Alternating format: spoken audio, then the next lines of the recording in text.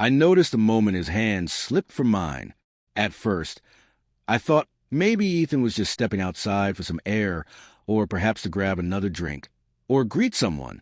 But the way he moved, shoulders tight, jaw set, eyes refusing to meet mine, told me something was wrong. Before I could even register it, he was gone, just gone out the door. No explanation, no backward glance.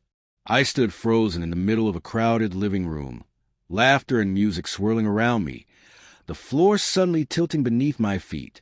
That's when the fear hit. When a husband leaves a party without a word, not angry, not dramatic, just silent, it usually means he knows something. Before that night, Ethan and I had been married for 8 years.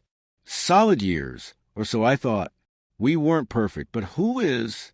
We had routines, coffee together in the mornings, shared playlists in the car, lazy Sunday breakfast spent arguing over crossword puzzles. I thought we were a team. But lately, something had shifted. Ethan had grown quieter, more observant. Not exactly cold, but distant in ways I couldn't explain. When our friend Jenna invited us to her birthday party, I felt a flicker of hope. Maybe a night out would shake us free from the fog between us. I spent extra time getting ready, picking a dress I knew Ethan liked, the one he once said made me look untouchably elegant.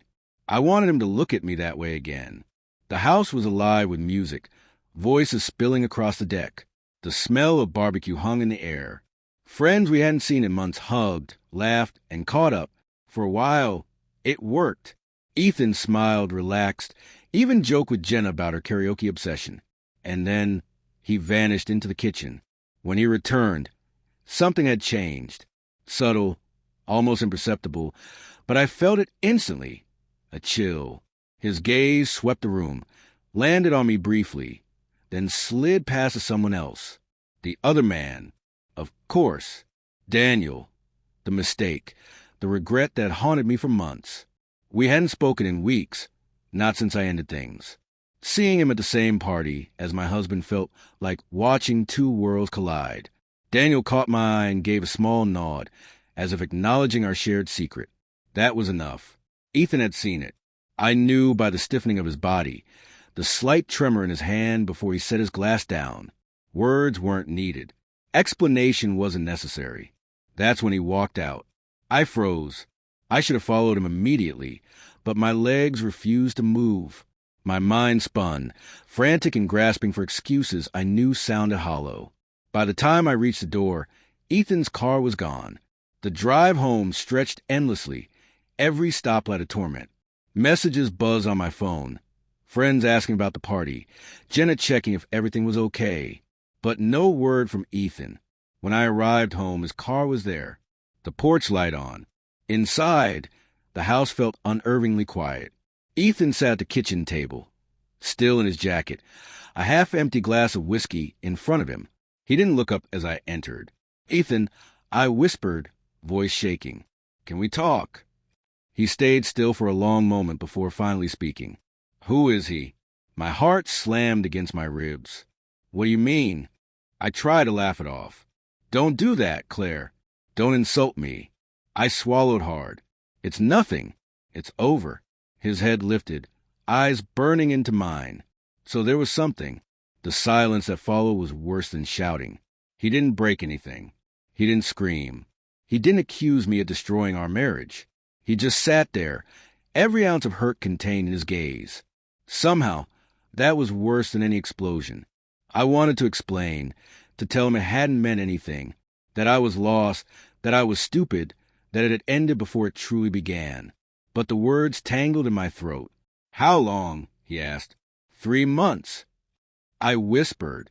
He closed his eyes as if the number itself was heavy. Was it worth it? No. I said, tears blurring my vision. It was the biggest mistake of my life. "Funny," he said softly, "because I thought I was the biggest mistake of yours." Cracks had formed in the foundation of our life. For days we barely spoke. He moved into the guest room. His presence was reduced to the sound of doors closing, the scrape of cutlery at dinner, silence between us. I tried to apologize, to explain that Daniel had been nothing but a distraction during a rough patch, a meaningless escape from stress and loneliness. But Ethan's expression never softened. "It's not meaningless to me," he finally said one night, voice raw. "Because every time you smiled at me, every time you touched me, I'll wonder if you were thinking about him. That's the kind of betrayal that lingers. The kind you can't scrub clean with apologies." A week later, Ethan came home late. He stood in the doorway, pale, eyes hollow. "I saw him today," he said. "Daniel." I asked. He nodded. No guilt, no nervousness. Just a smug look, like he had taken something from me. I reached for him, but he stepped back. "Do you understand what that does to me, Claire? To know another man held pieces of you that were supposed to be mine." His voice cracked, and for the first time, I saw tears in his eyes. I whispered, "I want to fix this. Tell me how." His silence answered me. The decision. The next morning, Ethan left a letter on the kitchen counter. No drama, no threats, no anger, just truth. "I love you, but I can't unsee what I saw. I can't unknow what I know. I've been walking through this house like a ghost, and I realize now it's because we're already gone. I don't hate you, Claire, but I don't trust you. Without trust, love is just pain." He packed his things quietly. No shouting, no slamming doors. Just the soft sound of zippers, shuffling bags, and the click of the front door. And just like that, he was gone. The party that was supposed to bring us closer had become the beginning of the end. I replayed it endlessly. The slip of his hand from mine, the look in his eyes when everything shattered.